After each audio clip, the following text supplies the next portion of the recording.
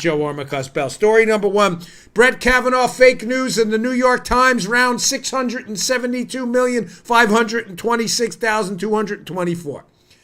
Astonishingly, the left, and by the left I mean the New York Times, Washington Post, the Democrats, the liberals, the activist groups, and all those people out there will not let this story go. Now, there's a reason a lot of this Brett Kavanaugh stuff is surfacing right now. Here's a story in the New York Times we saw this weekend, so you see what I'm getting at. But there's a thing going on behind the scenes about Kavanaugh. I'll let you know in a second. So here it is. New York Slimes, Brett Kavanaugh fit in with the privileged kids. She did not. Of course, we got to do an identity politics thing and throw that in here. Deborah Ramirez's Yale experience says much about the college's efforts to diversify its student body in the 1980s.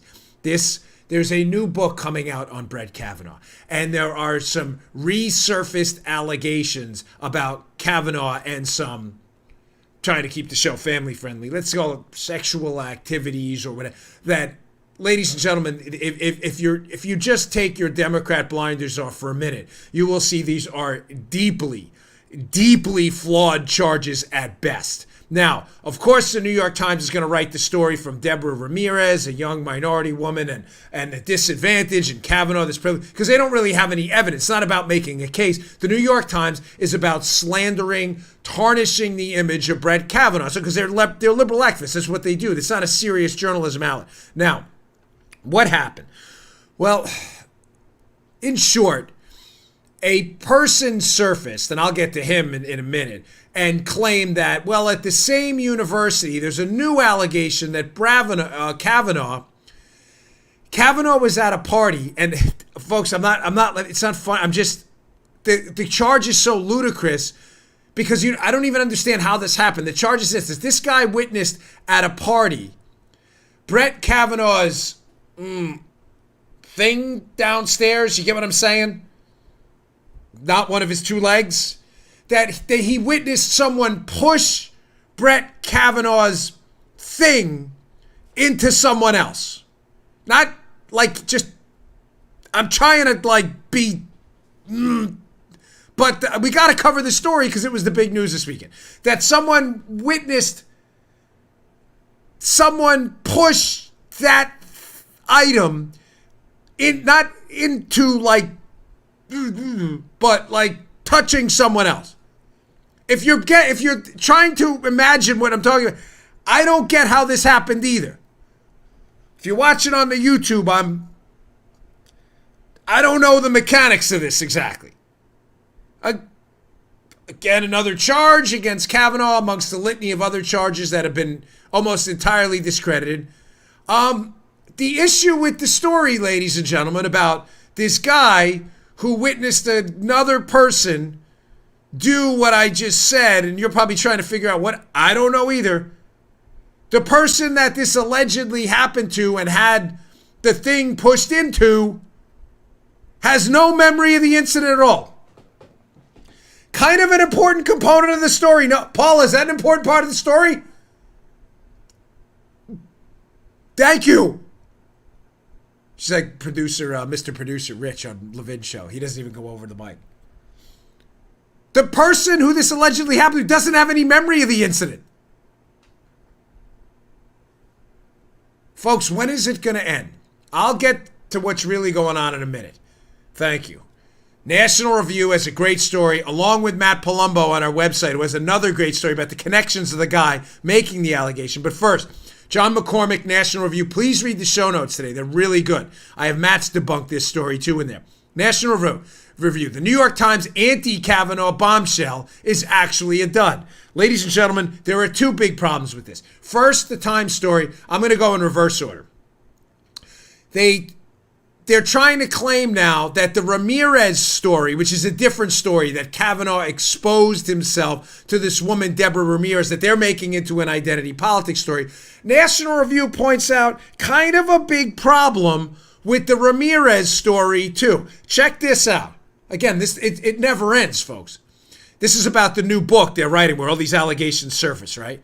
The book isn't released until Tuesday, but the excellent Molly Hemingway, by the way, got a copy, and she writes on Twitter, the book notes quietly that the woman Max Stier, that's the guy alleging about the pushing of the thing into the person thing. The book notes quietly, the woman Max Stier named as having been supposedly victimized by Kavanaugh and his friends denies any memory of the alleged event. Omitting this fact from the New York Slime story is one of the worst cases of journalistic malpractice in recent memory. Folks,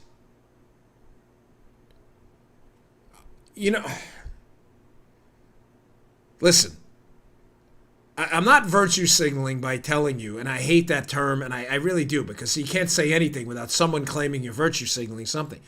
But I feel the need to throw the caveat in there. Obviously, sexual assault, this stuff's not a joke. The problem is it's being treated as a joke and a farce by people at the New York Times, who are now adding to the stigma that sadly surrounds some victims of sexual assault who have a serious story to take and sometimes may not be believed because of reporting like this. You think it's an important fact to note that the person, this guy Stier, oh, by the way, we have an interesting connection to him and the Clintons in our Debunk This. Max Stier, who's been a noted rival of Brett Kavanaugh for a long time. And by the way, he's been curiously underspoken about this incident since he reported it to the FBI during the background check. You think it's important to note that the guy who reported this incident against this person, that the person who it allegedly happened to has no memory of it? Folks, what's happening to Kavanaugh is a cosmic disgrace I have not seen in my lifetime. Well, I shouldn't say that. I remember Clarence Thomas. And of course, always led by horrible, awful people who claim to be liberals. They're not liberal at all. They're tyrants. Paul, is this making sense, this story? I don't have the audience on Ombudsman Joe with me, so I need your feedback. You get what I'm... Okay, there's another allegation in the story from the National Review piece. Check this out. This is the Ramirez story. I said I was going to do it a bit backwards. Ramirez is a different story. There's been some allegation that Kavanaugh exposed himself there, but the National Review has an interesting take on this too. We already knew before Kavanaugh was confirmed last October that the corroborating source for Ramirez's claim, again, a different claim than the one Stier put out there, the new one, that the source for Ramirez's claim, classmate Kenneth Appold, was not present when the alleged incident occurred. But Appold told the New Yorker he was 100% sure he heard about it from an eyewitness. Shortly before Kavanaugh was confirmed, the New Yorker reported that Appold's supposed eyewitness said that he had no memory of the incident. Ladies and gentlemen, I'm telling you what's happening to this guy is really unfathomable. The moral stain on their country that we're allowing this to happen with our media. And Trump tweeted out this weekend, and I agree with him, Kavanaugh needs to start suing people. I know he wants to take the high road. He's a Supreme Court justice. I get it. Listen to me. This is never, ever going to stop. So you understand the first story was made by a third party. The first story we talked about Stier. This guy Stier. He's not the victim. He says he knows of a person who was a victim of Kavanaugh, but the victim has no memory of it. Then we have this woman, Ramirez, who says, well, he exposed himself. Here's my eyewitness who says, well, I wasn't an eyewitness, but someone else told me about it. And the person he says told him about it says, I have no memory of that at all. Ladies and gentlemen, this is real. This is really being reported as journalism. Kavanaugh, I agree with Trump in his tweet, needs to start suing immediately for millions of dollars, life savings on people. And I get it. There's going to be liberals. These people are survivors. They shouldn't be sued. No, ladies and gentlemen, there are legitimate survivors of sexual assault that there have a serious case to make. Unfortunately, the evidence should drive the case. Everybody in the United States, no matter how evil the charge or allegation is entitled to a presumption of guilt and due process. This is out of hand right now. You have an eyewitness who's not an eyewitness, who says he heard it from an eyewitness, who says he wasn't an eyewitness. And then you have another case, a third party says it happened. The guy seemingly disappears, has connections to the Clinton atmosphere. And then all of a sudden shows up again, leveling charges against Kavanaugh about an incident that the victim of the incident says they have no memory of. Kavanaugh needs to start suing the living daylights out of everyone who does this. It's outrageous.